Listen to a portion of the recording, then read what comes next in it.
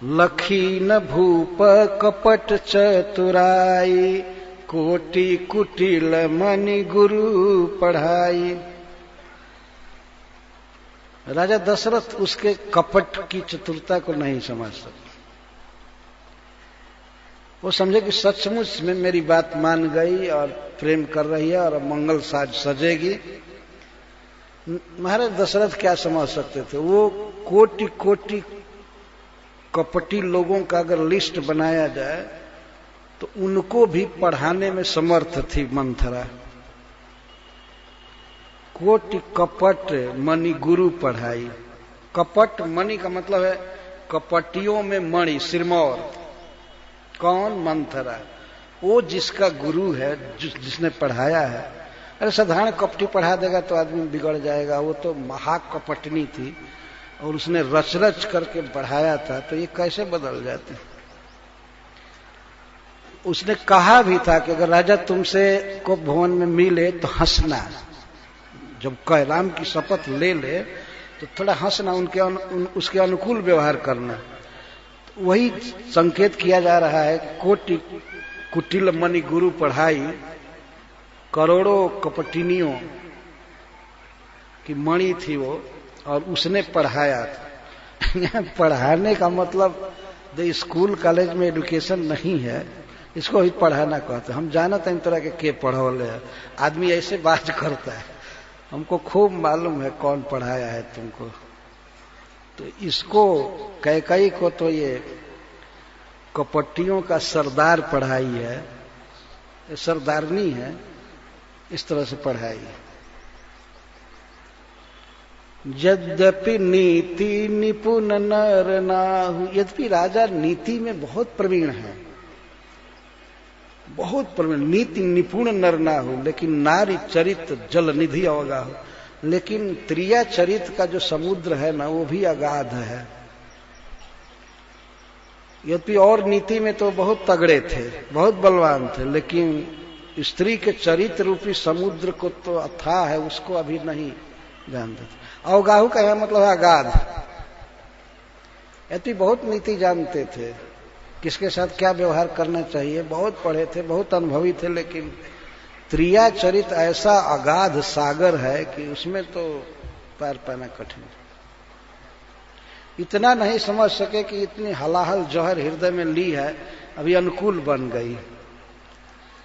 तो यद्यपि नीति निपुण नर नाहु, नारी चरित जल निधि अवगाह। ऐसा अर्थ नहीं कि वो नारी चरित जल सिंधु में अवगाहन किए थे, नहीं नहीं, अवगाहन किए होते तो क्यों नहीं पकड़ में आ जाते। ऐसा अगाध सागर है त्रिया चरित कि उसमें पता ही नहीं चलेगा। विधिहुन नारी हृदय गति जानी, सकल कपट अगुण खानी। जो ब्रह्मा जी स्त्री का शरीर बनाए हैं, उनको भी पता नहीं है कि उसके अंदर क्या डाले हैं। उसके विचार को, संकल्प को ब्रह्मा जी भी नहीं जानते। विधिहुन नारी हृदय गति जानी। ये सभी के लिए नहीं कही जा रही है बात, कुछ स्त्रियां ऐसी होती हैं, नहीं तो माँ देवकी भी स्त्री है, राधा रानी भी स्त्री है, सीता जी भी स्त्री है। पर कुछ कपट करने में स्त्रियों को ही ब्रह्मा जी ने आगे किया है। और संसार में जितना भी धोखा दिया गया, इतिहास बता रहा है, जितना भी धोखा दिया गया वो स्त्री के द्वारा दिलवाया गया है। जैसे असुर लोग अमृत का कलश लेकर के भाग गए, मेहनत किए थे, देवता सब रोने लगे भगवान के पास कि ये तो सब लेकर के भाग गए। तो भगवान ने कहा कोई बात नहीं, चिंता मत करो। तो भगवान स्वयं ही स्त्री का रूप धारण कर लिए। वहां पर श्रीधर स्वामी जी टीका में लिखते हैं कि भगवान ने सोचा कि असुरों को मोहित करके अमृत छीन करके देवताओं को, अपने भक्तों को पिलाऊंगा, लेकिन अपने इस चतुर्भुज रूप से नहीं करूंगा। जिस रूप से कपट करना चाहिए, कपट करना ही स्वभाव है, उसी रूप से करूंगा। तो अपने रूप को बदनाम नहीं किए, मोहिनी रूप धारण करके असुरों को मोहित किए। वे सब उनसे विवाह करने के लिए तैयार हो गए। अनुकूल बनाने के लिए वे सब मोहिनी से बात करते हैं, पूछते हैं तुम कहाँ की हो, कहाँ से आई हो, हमें तो लगता है तुम मनुष्य नहीं हो। बताओ बताओ कहां से आई हो? मनुष्य तो हो ही नहीं, लेकिन किसकी लड़की हो, कहां से आई हो, यहां आने का तुम्हारा पर्पस क्या है? तो वो कहती है मोहिनी, अरे आप लोग कश्यप जी के दायाद हैं, पढ़ाई लिखाई में भी आप लोग बहुत हैं, तो ये रास्ता चलने वाली किसी स्त्री से क्यों बात कर रहे हैं आप लोग? विद्वान लोग स्त्रियों पर विश्वास नहीं करते हैं, और वो भी पुंसचली जो स्वतंत्र घूम रही हो उस पर तो बिल्कुल विश्वास नहीं किया जा सकता। विश्वासम पंडितो जाति नहीं कामनिश ही जाति ही। विद्वान आदमी कामिनियों पर, स्वतंत्र स्त्रियों पर कभी विश्वास नहीं करता। आप लोग कैसे विश्वास कर रहे हैं? और वो भी वो लोग कह दिए कि हम लोग में झगड़ा है, अमृत का कलश लो और तुम बांट दो। वो इसलिए कह रहे थे कि हमारे प्रति इसकी अनुकूल भावना हो जाएगी कि बहुत अच्छा आदमी है तो मेरे साथ विवाह करेगी। इतना देख रहे थे कपट से कि प्रत्येक के मन में काम वासना छा गई। तो जब उसने कहा कि मैं तो कभी सर्विस नहीं की हूं, पड़ोसी नहीं हूं, और परोसने में हो सकता है किसी के गिलास में भर करके पड़े और किसी के पास घट जाए, तो मैं ऐसा काम नहीं करूंगी। उन्हीं लोगों ने कहा कि देवता भी मथे हैं, इसको अनुकूल करने के लिए कहे तो सबको बैठाया जाए और तुम बांट दो। तो जब मोहिनी ने कहा कि नहीं नहीं, मैं तो आज तक अविवाहित हूं, इसलिए मैं भोजन वोजन बनाई नहीं हूं, परसी नहीं हूं, मुझे कोई पता नहीं है, किसी को ज्यादा मिल जाएगा, किसी को कम मिलेगा, किसी को नहीं मिलेगा तो हम पर क्रोध करेगा, इसलिए अमृत का कलश आप लोग ले लीजिए, हम पर जिम्मेवारी मत डालिए। तो असुर क्या कहते हैं, नहीं नहीं नहीं नहीं, हमको तुम पर पूर्ण विश्वास है।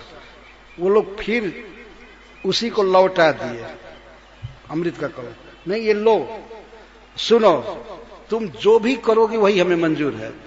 तुम देवताओं को दो, असुरों को दो, वो तो जानता था कि हमको देगी, ऐसा बोले हैं तो हमको तो जरूर देगी और हमारी वाइफ बनेगी बाद में। वो इस भावना में थे, अनुकूल बना रहे। तो कहते सुनो, तुम जो करोगी मंजूर है, बोलो मंजूर है ना सबको?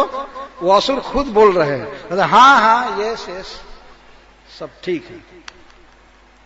एक असुर का, देखो हम तुमसे इतना प्रभावित हैं, तुम गलती कर ही नहीं सकती हो, अगर तुम्हारी इच्छा करे तो दो, और नहीं स्वयं पी जाओ तब भी ठीक है, तुम भी जीवित रहो, तुम ही खुद पी जाओ, चाहे फेंक दो, चाहे कुछ भी करो, लेकिन तुम्हारे ही हाथ से लेंगे।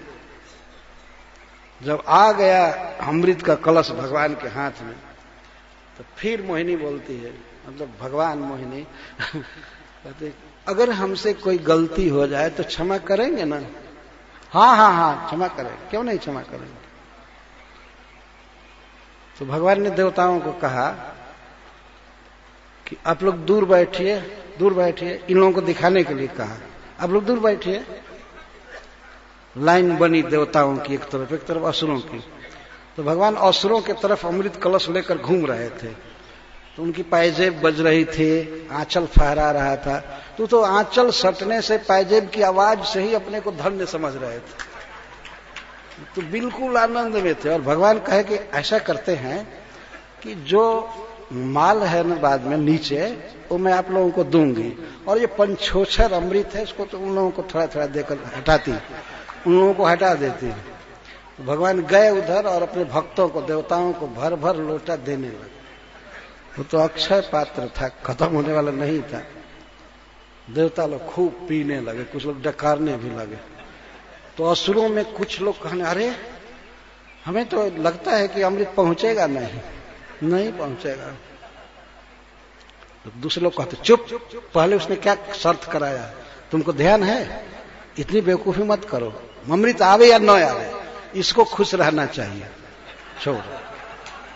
और वो देगी ना, इस तरह से देखते हो कितना देख रही है, हम लोगों की तरफ देख रही है, देवताओं की तरफ देख नहीं रही है।